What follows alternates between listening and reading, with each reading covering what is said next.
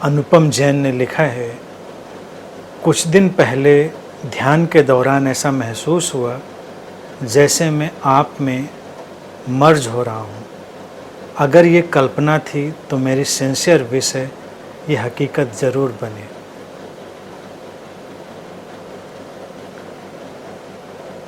हम एक दूसरे में मर्ज्ड हैं, ये हकीकत है। हम अलग हैं कहाँ?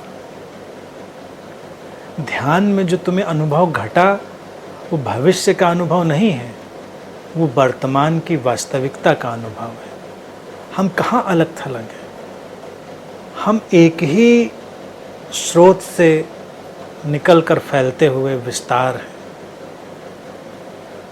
We are just one expansion from the only source. एक ही विस्तार है। तो ये जो अनुभूति है, ये देखा जाए वास्तविक है, सच है, और इसी अनुभूति को हम प्रेम कहते हैं। प्रेम का अर्थ ये नहीं किसी के प्रति कोई अलग भावना अनुभव करना। प्रेम का अनुभव है किसी के साथ मर्ज हो जाना, किसी की चेतना के साथ, किसी की ऊर्जा के साथ खो जाना। मर्ज होने में क्या खास बात होती है जो इसको प्रेम भी बनाती है और इसको महत्वपूर्ण भी बनाती है? वो महत्वपूर्ण बात है हमारी आइडेंटिटी का खत्म होना। व्यक्ति अपनी आइडेंटिटी से लड़ाई लड़ता है, अपनी पहचान से वो बहुत लड़ाई लड़ता है। अपनी पहचान को बनाए रखने के लिए तो हर व्यक्ति संघर्षरत है, नहीं है सर? किसी को क्या परेशानी है अगर जीवन में पूछा जाए तो यही परेशानी है कि वो अपनी पहचान को कैसे बनाए रखे। और जीवन में जब कहीं भी प्रेम की घटना घटती है तो उस घटना में यही बात होती है कि जो आइडेंटिटी है वो हमारी मर्ज होती है, दूसरे में मर्ज होती है, दूसरे के साथ मर्ज होती है, ये अलग बात है।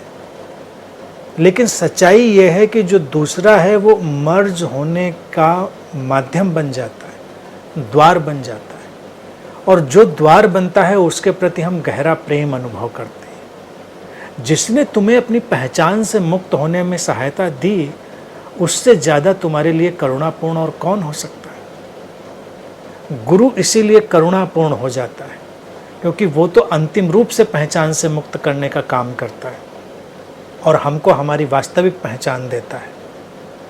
लेकिन जब हम सामान्य रूप से भी किसी के प्रेम में होते हैं तब भी वही घटना घटती है जहाँ पर हम थोड़ी देर के लिए अपने जिरह बख्तर उतार पाते हैं, हम थोड़ी देर के लिए सामान्य हो पाते हैं, हम थोड़ी देर के लिए जैसे हैं वैसे हो पाते हैं, आइडेंटिटी लेस, नेमलेस। और ये नेमलेस, आइडेंटिटी लेस, अनाम और पहचान मुक्त होना बहुत ही खूबसूरत अनुभव होता है। प्रेम की जो सबसे सुंदर अनुभूति है वो यही है और कुछ भी नहीं।